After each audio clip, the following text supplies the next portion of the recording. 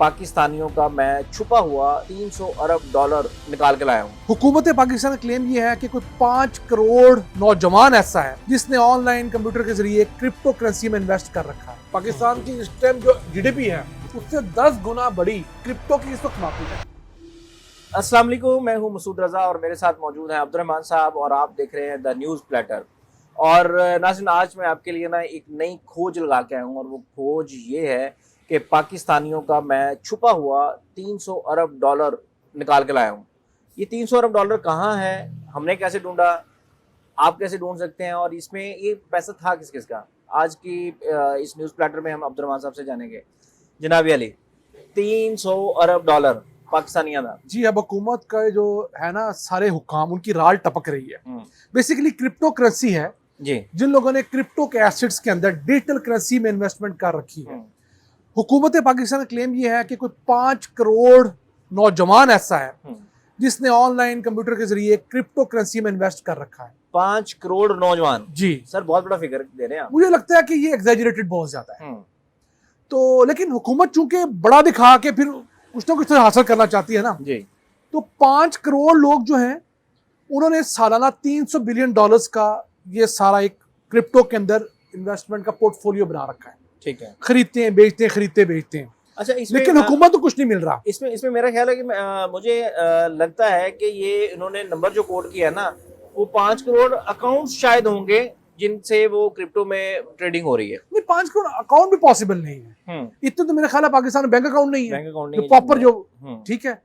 तो हुकूमत ने एक वेग सा फिगर दे दिया है। लेकिन ये बात ठीक है कि जो हमारा पढ़ा लिखा नौजवान है, स्पेशली जो यूनिवर्सिटी गोइंग है, उसके पास एक अपॉर्चुनिटी है कि वो क्रिप्टो में इन्वेस्ट करके अपना खर्चा बना सकता है ऑनलाइन।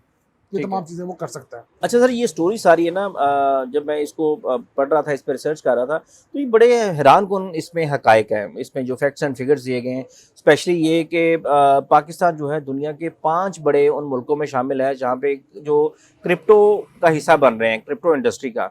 तो ये आप इस चीज़ से एग्री करते हैं कि वाकई पाकिस्तान का शुमार 5 बड़े उन मुल्कों में है जो यहाँ पे क्रिप्टो का इस्तेमाल बढ़ रहा है? देखिए, नहीं, अगर तो इकोनॉमी वाइज देखें तो मैं मानने को तैयार नहीं। हमारी इकोनॉमी दुनिया की टॉप 20 इकोनॉमीज में भी नहीं आती। अगर आबादी के लिहाज से देखें तो हाँ, हम आबादी के लिहाज से 5वें बड़े मुल्क हैं। लेकिन मुझे नहीं लगता कि लेकिन हम फिर भी एक अच्छे खासे नंबर पे हैं, क्योंकि इस मुल्क के जो मुतमव्वल लोग हैं, मालदार लोग हैं, जिनका पैसा है, वो क्रिप्टो में जरूर इन्वेस्ट कर रहे हैं और क्रिप्टो में इन्वेस्ट करके खुद भी पैसा कमा रहे हैं। और वो मसला ये बना हुआ है कि हमारी हुकूमत को अभी तक समझ ही नहीं आ रही कि हमने क्रिप्टो को लीगलाइज करना है या नहीं करना।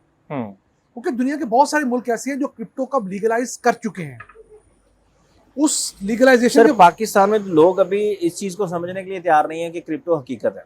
वो तो इस चीज पे यकीन लाने के लिए तैयार ही नहीं है कि कैसे एक डिजिटल करेंसी जिसका नोट ही नहीं है वो कैसे हो सकती है। लेकिन देखिए, मैं और आप अपने मोबाइल ऐप के जरिए जो पेमेंट ट्रांसफर करते हैं वो हकीकत बन गई है ना।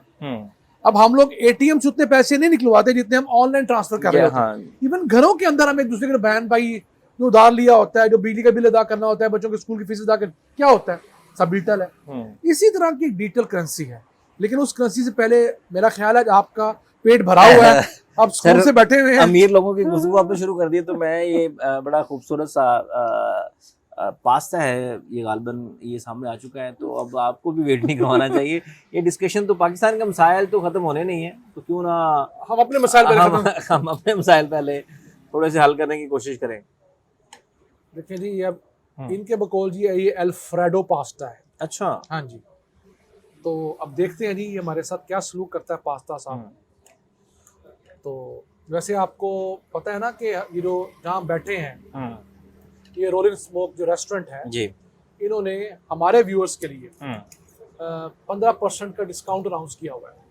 सर, फिर तो मेरा ख्याल है कि हमारे व्यूअर्स को ना ये लाजमी ट्राई करना चाहिए, क्योंकि जितना ये देखने में मज़ेदार लग रहा है ना, और मेरा ख्याल है कि यकीनी तौर पर ये खाने में भी बहुत मज़े का होगा। तो हम बात कर रहे थे। वंडरफुल सर, आपको पसंद आ गया? मज़ा आ गया। हालांकि मैं पास्ते का इतना बड़ा लवर नहीं हूँ, लेकिन मैं एक रिस्क जरूर लेना चाहता हूँ। कुछ चीज़ें ज़िंदगी में ना वो भी कर लेनी चाहिए जो पसंद नहीं होती। हाँ, मेरा तो एक्सपीरियंस ये रहा कि जो चीज़ें मुझे शुरू में पसंद नहीं आई है ना, तो बाद में मेरी फेवरेट बन गई है। अच्छा, तो नो डाउट अच्छा है, लेकिन शायद मैं उस तरह लवर नहीं उतना ज्यादा कि पास्ता वगैरह का। तो अच्छा सर, क्रिप्टो कब बता रहे थे आप कि क्रिप्टो बहुत बड़ी हकीकत बन चुका है? और अच्छा, क्रिप्टो इस वक्त कोई 3,400 बिलियन डॉलर्स की मार्केट है। अब 3,400 बिलियन मतलब है पाकिस्तान की इस टाइम जो जीडीपी है उससे 10 गुना बड़ी क्रिप्टो की इस वक्त मार्केट है। 10 गुना बड़ी। जितनी जीडीपी इंडिया क्लेम करता है उसका क्लेम यही है कि उसकी कोई 3,400 3,500 बिलियन डॉलर्स की उसकी जीडीपी है। इंडिया की जीडीपी जितना क्रिप्टो का मार्केट कैप हो चुका है। अच्छा अच्छा सर, इसमें एक और चीज़ है कि क्रिप्टो में पाकिस्तान के हवाले से भी बहुत ज़्यादा वकार ज़कार ने बड़ी कोशिश की कि इस चीज़ को नॉर्मलाइज किया जाए। फिर पाकिस्तान में क्रिप्टो माइनिंग के हवाले से भी बात हुई कि पाकिस्तान में स्पेशली लाहौर के अंदर कुछ ऐसे यूनिट्स की बात सुनाई दी कि पाकिस्तान में क्रिप्टो पे उसकी जो माइनिंग है, डिजिटल करेंसी की जो माइनिंग की जाती है उसके हवाले से पाकिस्तान में काम किया जाएगा।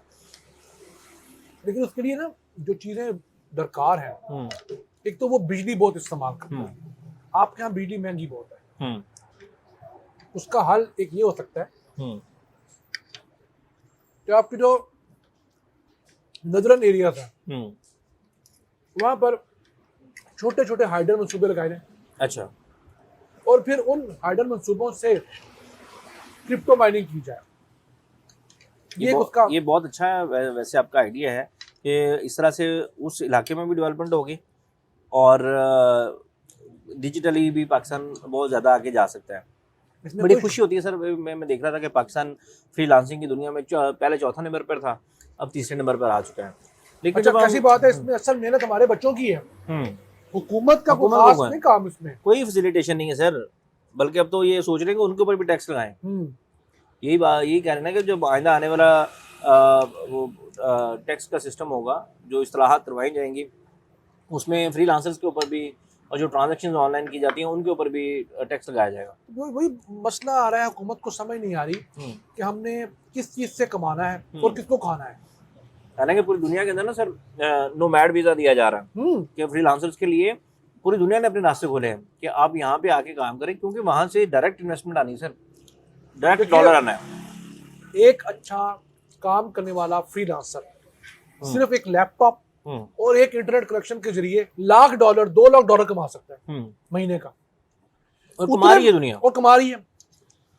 अच्छा, वो बिजली का बिल भी खुद अदा करेगा, इंटरनेट का कनेक्शन भी खुद लेगा।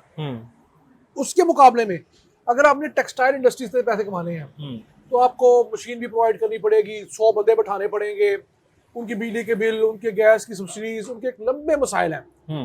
तो अब हुकूमत को ये चीज़ समझ अभी भी नहीं आ रही। एक्चुअली देखिए, मैं हमेशा कहता हूँ पाकिस्तान के इस वक्त बड़े मसाइल में से एक मसला जो है ना वो सियासी अदम इस्तेहकाम है। हुकूमत को समझ ही नहीं आती मैंने किस टाइम काम करना है।